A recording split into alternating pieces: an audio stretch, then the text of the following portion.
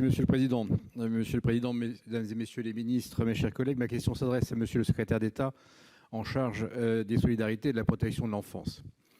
Depuis le début de la crise sanitaire, nous alertons avec la délégation aux droits des femmes du Sénat et sa présidente Annick Billon sur la recrudescence des violences intrafamiliales engendrées par le confinement. Violences faites aux femmes et aux enfants. Le gouvernement a très vite annoncé des mesures pour répondre à l'urgence de la situation, mais on sait que ces violences faites aux femmes comme aux enfants sont bien sûr aggravées par le confinement. Monsieur le ministre, avez-vous à ce stade une première évaluation de l'ampleur du phénomène, notamment en direction des enfants qui ont bien sûr plus de mal encore à donner l'alerte? Nous savons que pour répondre efficacement à la détresse de ces femmes et de ces enfants en danger chez eux, il est essentiel de leur donner les moyens de se signaler et de le faire depuis leur domicile. C'est pourquoi il convient que les forces de l'ordre, à qui nous tenons à rendre un hommage, puissent assurer le suivi des mains courantes et des plaintes. Est-ce bien le cas? À côté de l'État, les conseils départementaux jouent un rôle essentiel dans la protection de l'enfance et la lutte contre les violences faites aux femmes comme aux enfants. Comment les services de l'État coordonnent-ils avec ces acteurs de terrain leur action? Et comment est assurée la prise en charge des victimes et la permanence des structures d'accueil? Qu'avez-vous prévu à destination des conseils départementaux, acteurs majeurs dans la lutte contre les violences? Seule la fin du confinement dévoilera l'ampleur des violences intrafamiliales. Les services de protection l'anticipent-ils? Dans l'immédiat, vous annonciez, avec votre collègue Mme Schiappa, 1 million d'euros à destination des associations. Quels sont les critères d'attribution? Pour vous répondre, la parole est au secrétaire d'État auprès du ministre des Solidarités et de la Santé. Monsieur Adrien Taquet, vous avez la parole. Merci, Monsieur le Président, Messieurs les sénateurs, Monsieur le questeur. Notre mobilisation à tous, notre vigilance à tous, est à la hauteur de notre inquiétude.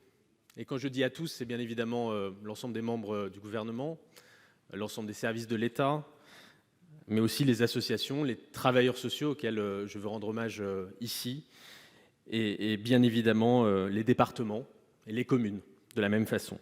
Dès l'instauration du confinement, nous avons fait en sorte, la priorité était que les dispositifs d'alerte puissent fonctionner de façon efficace durant cette période-là. Nous avons adapté le 3919 aux contraintes du confinement, avec la livraison notamment de 30 téléphones portables. Nous avons déclenché le plan de continuité du 119, le numéro de l'enfance en danger. Vous avez aujourd'hui une trentaine d'intervenants qui peuvent répondre 7 jours sur 7, 24 heures sur 24. Nous avons renforcé l'information sur la plateforme de signalement arrêtonslesviolences.gouv.fr. Nous avons mis en place, avec les départements, les plans de continuité des cellules départementales de recueil des informations préoccupantes, les fameuses CRIP, et nous suivons la situation en lien avec le JPED, le 119, qui est en lien avec ces cellules.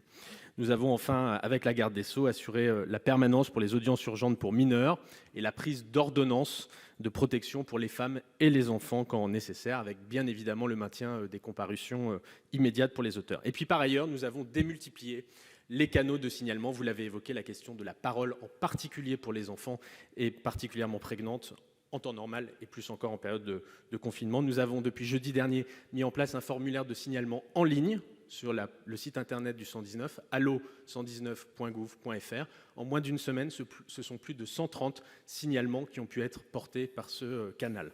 Nous avons mis en place un système d'alerte avec Marlène Schiappa et Christophe Castaner pour les femmes et les enfants victimes de violences conjugales dans les pharmacies, dans les centres commerciaux.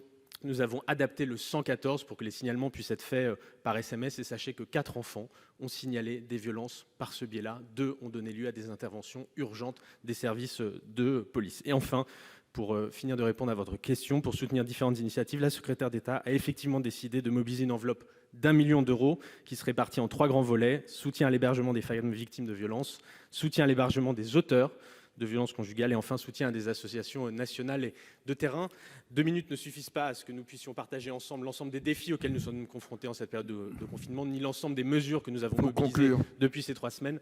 Mais je crois que nous aurons l'occasion de continuer de poursuivre cette discussion la semaine prochaine à l'occasion d'une audition auprès de la délégation des droits des femmes que j'aurai le plaisir de faire.